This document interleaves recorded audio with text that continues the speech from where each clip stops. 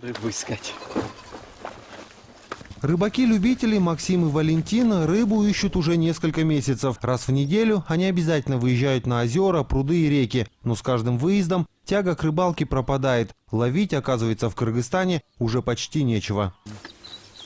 Давайте попробуем. Здесь расположимся сейчас. Временно. Ну все. Будем теперь быть в ожидании. В этот раз рыболовы собираются порыбачить вдоволь, тем более, что за все уплачено. Им целый день разрешили хозяйничать на частном пруду. Владелец водоема после его приватизации запустил в пруд несколько видов рыб. 4 года сюда не ступала нога рыбака. О, ну ничего, все с этого и начинается. Сначала с маленькой, а потом будем больше ожидать. Правильно? Вот такую я еще точно не ловил. Это раньше Максим обязательно отпустил бы карася обратно в пруд. Но в период безрыбья судьба рыбешки была решена на сковородку. Тем более, что хозяин пруда сразу предупредил: все, что поймаете, ваше.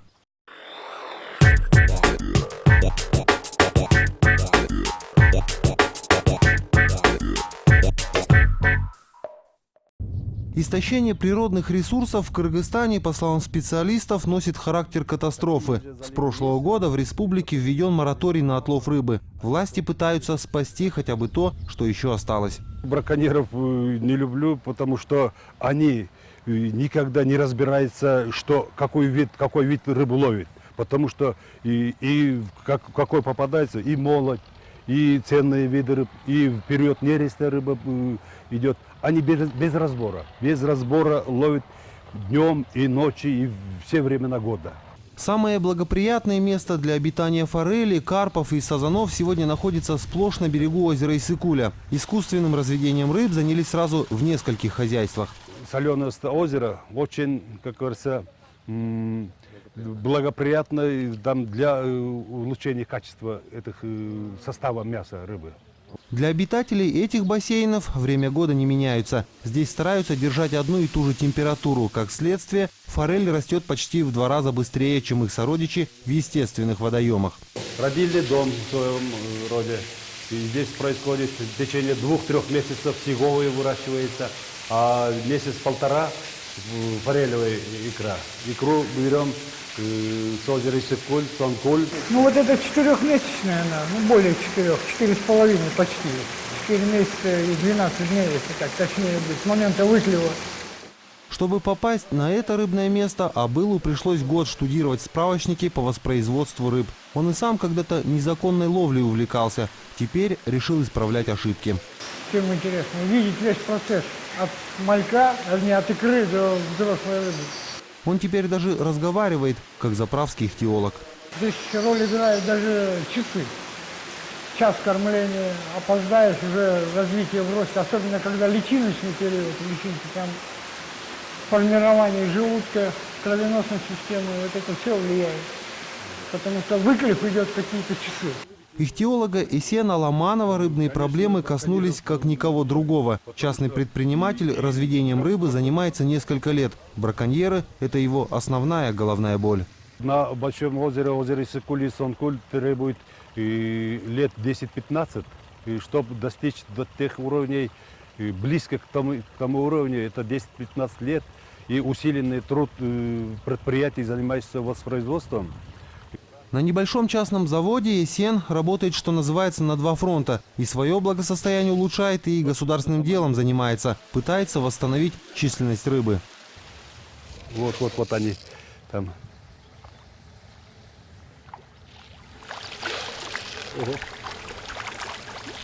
В небольшом цеху вроде и развернуться-то негде, но Абыл тут проводит целые сутки. Рыба теперь ему ближе любых кошек и собак. Он свою жену видит реже, чем мальков радужной форели.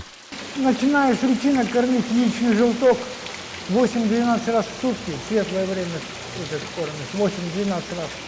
А потом корм, есть специальный корм. Животный корм, селезенка, кровь, печень животных, крупного рогатого скота идет на это. Часть этих мальков попадет в Иссык-Куль, часть уйдет на продажу, чтобы хоть как-то оправдать затраты. Из-за холодной зимы в этом году мини-рыбзавод понес убытки. Вот зимой мы мучились, до 0 упала вода. А для нее, для рыбы это почти смерть. Все смогли, спасли.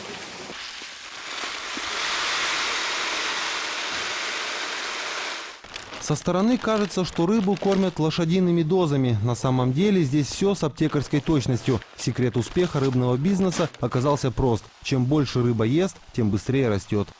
Конечно, эту рыбу не отпускаем, только на продажу выращиваем. А в дальнейшем проект есть, чтобы мы будем отпускать, зарыблять, Иссык-Куль будем.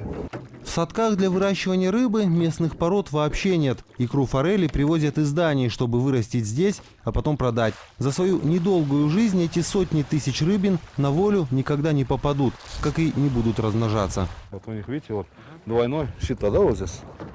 Двойное вот, двойное.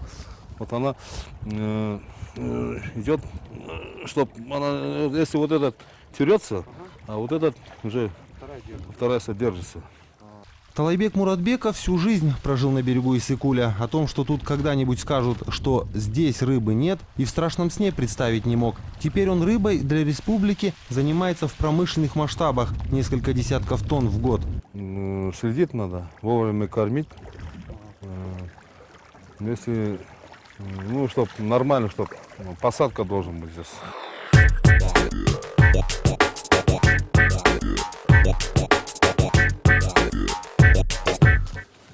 Ну, ничего, что-нибудь поймал?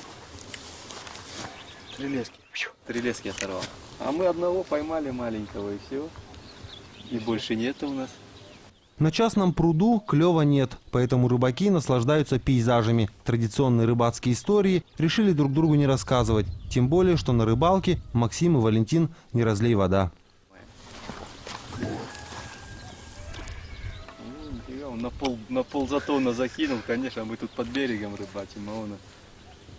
Раньше они ездили на рыбалку только со спортивным интересом. Сейчас гастрономия берет свое.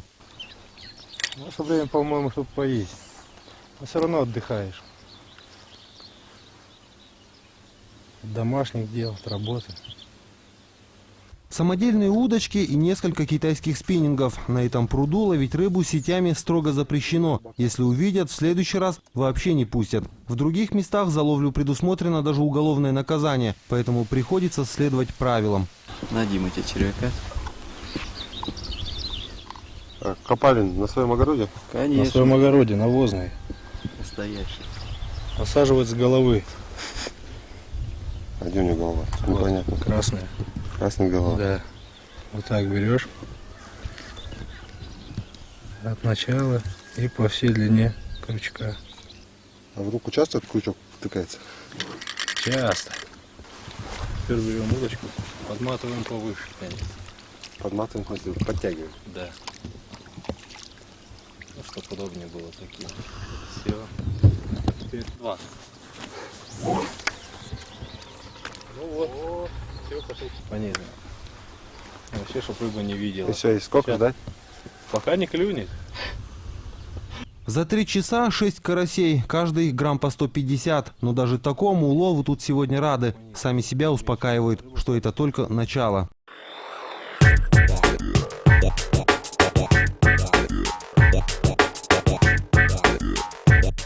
Все хотят же кушать. Ну, вкусная рыба, поэтому все хотят кушать. На единственном государственном рыбзаводе после долгого простоя снова появилась работа. В государственной программе по зарыблению рек, озер и водоемов страны у этого предприятия главная роль. Каждый год вот выращиваем мальков по 200, по 300 штук больше. Наша задача вот, зарыбление мальков в Иссык-Куль, запас рыбы, чтобы побольше было. В разгар рабочего дня в цеху с мальками отключают электричество. Энергетиков с недавних пор здесь не любят, так же, как и браконьеров. Из-за таких перебоев с электроэнергией в косяках мальков радужной форели каждый день потери. Кормить надо каждые 3 часа. Если света нет, то они же не видят, когда темно. Поэтому останавливаем корм. Когда свет горит, вот тогда кормим.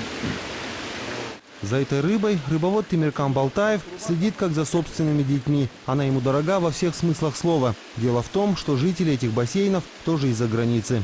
Через 3 года малышня станет взрослой, а главное дикой. Царская рыба, так тут называют форель, скоро попадет в Иссык-Куль, поэтому и уход за ней соответствует статусу.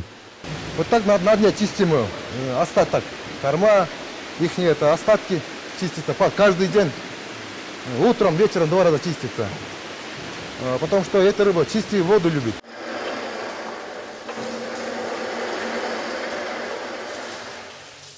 В перерабатывающем цеху занимаются только морской рыбой. Семга, осетр – это то, что сейчас попадает на стол кыргызстанцев и жителей соседних стран. Рыбы фактически, да, мало. У нас зарыбляют, есть пруды, искусственно разводят, но проблематично именно в этом плане, потому что не хватает сырья. Вся работа выполняется только вручную, говорят, так надежней. В рыбное время, так прозвали осенний период, чистят, режут и укладывают в 2 смены.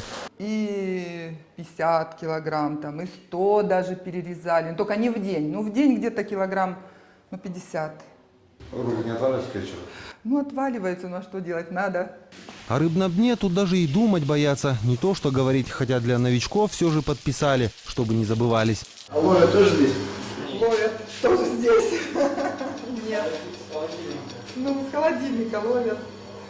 Надежду Болтову здесь даже медицинскими весами прозвали. За несколько месяцев работы она научилась вес определять на глаз. Она теперь гордость предприятия. Ну, здесь, наверное, где-то, ну, сколько? Ну, наверное, грамм, 180. Ну-ка. Видите, 180-190. Также вот даже на подложку, если мы укладываем, ну, грамм, на 3-4 грамма ошибаемся, а так, без всякого. Раз, и все, уже глаз есть. На морские и океанские морепродукты в Кыргызстане переходят все больше перерабатывающих предприятий. И даже если в республике популяцию рыб восстановят, она еще не скоро, по крайней мере легально, попадет на стол к обычным гражданам, заверяют специалисты. Удачно. Сейчас еще, наверное, будет больше. За целый день Максим и Валентин так почти ничего и не поймали. Не помогла даже лодка, привезенная с собой. Это лето для них оказалось не рыбным. Ребята уже задумываются о смене хобби, собираются переключиться на охоту.